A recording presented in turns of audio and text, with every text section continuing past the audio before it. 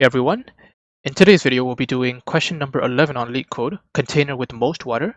This is part of our playlist where we go through the blind 75 questions, so this is one of them. Let's take a look at what the question is.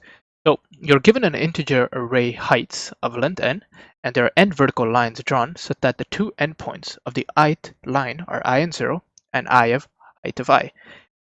You want to find two lines together with the x-axis such that container contains most water. We want to return the maximum water container can store, and we can't slant it. So basically the water has to be level. So let's kind of take a look at what this means here in terms of a picture. I think this kind of illustrates it the best. So you can see that the individual items here, height number 1, height number 8, 6, 2, they basically just plotted it on the bar graph. So you can see over here. And basically all we want to do is we want to figure out, I guess, what the maximum area would be, or what is the maximum amount of water we can be. And really it just helps to kind of look at this picture and see what we're after here. So if you think about this, what's something we can just notice from this right away? Well, something we can notice is that the water will always be capped. The water will always be dependent on the minimum of two of the highest, or two of the bars, right? So you can see that this bar over here and this bar over here, the water can only go as high as the rightmost bar over here. It can't be going up to this one because that would be a slant over here. For example, if this black bar here was to go here, sure, maybe that's a possibility, but maybe it doesn't form as much water as this one does here. So that's why this one is actually the correct answer here. And if you have something like height 1 and 1, well, obviously the area that you're going to form would just be bounded by those two bars over here. But just taking a look at this photo, like, what can we understand from this? Well, we can understand that what we're really after is we can have two bars, right? So we need maybe two pointers. And kind of the best way in two pointer approaches is you can start off both at the same time or same indices, or you could start them off at opposite ends. And really opposite ends makes more sense here, right? Because you can understand like where where your bar should be in the end. So why don't we start off index at the 0th position and at the last position, and basically just work our way inwards to find out what is the maximum amount of water that we can store.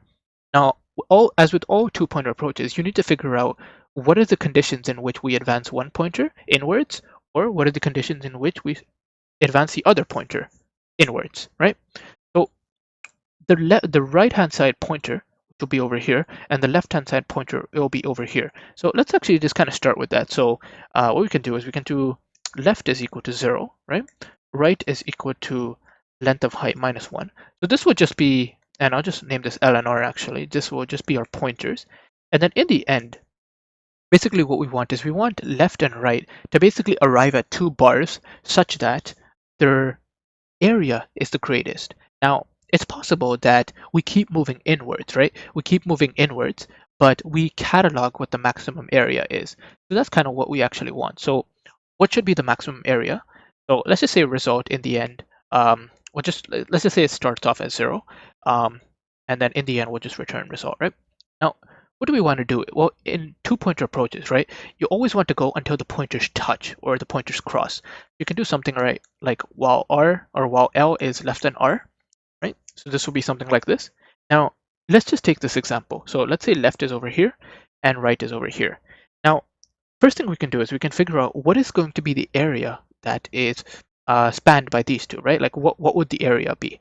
So if you think about it like this, if you just have this water here and then this water here, the maximum the water can go to is this height here of height number 1, right? Height level 1.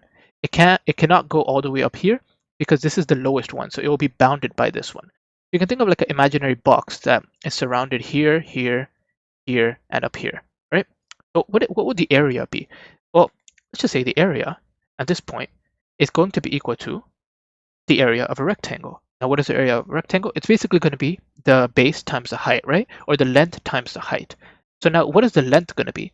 So the length is basically just going to be R minus L, right? If you think about this, if we start off over here, this will be index, what is this? 0, 1, 2, 3, 4, 5, 6, 7, 8.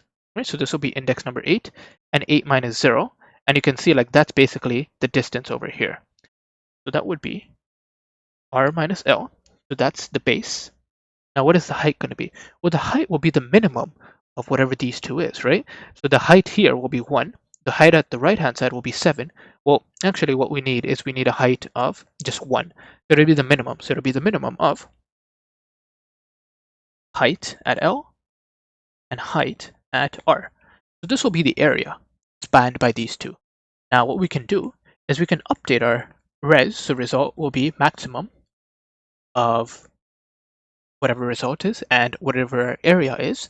Now, just to make sure that we have this first part correctly, so in the first case here, this one will be equal to 8, right? So it'll be 0, 1, 2, 3, 4, 5, 6, 7, 8, right?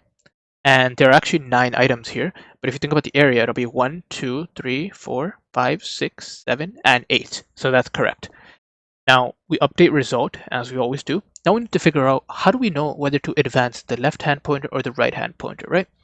Now, what did we notice in the start? We noticed that the water will always be bounded by the minimum height, right? It'll always be bounded by that. So what this means is that if we leave the left pointer where it is, no matter if we advance the right pointer inside, we will always be bounded by this left pointer because it's a smaller one, right? So in that sense, it doesn't really make sense to advance the right hand side pointer because we know it's the taller one. We want to advance the left hand side pointer because then we can maybe arrive at a taller one over here and cover more water. If we advance the right hand side one inwards, well, then we're just going to still be bounded by this height 1, so it's not going to make a difference. So what we can do is we can do something like if height at L is less than height at R, if this is the case, then it makes sense to advance the left hand side pointer. So we'll do left hand side plus equals 1. Otherwise, we'll do right hand side minus equals 1. So we'll bring the right hand side inwards. Now, if they're equal, it doesn't really matter which one we do. It'll be the same in the end, but this is basically the answer here. So now let's just run it against our example test cases, and you can see that this one passes. I'll go ahead and submit this. And perfect, we get the answer as expected. You can see that this one, we're basically not storing anything in terms of an array. So base is O of 1, and then we're just looping through. So this will be of O of n runtime. Okay, yep. So this is this question. Thank you for watching.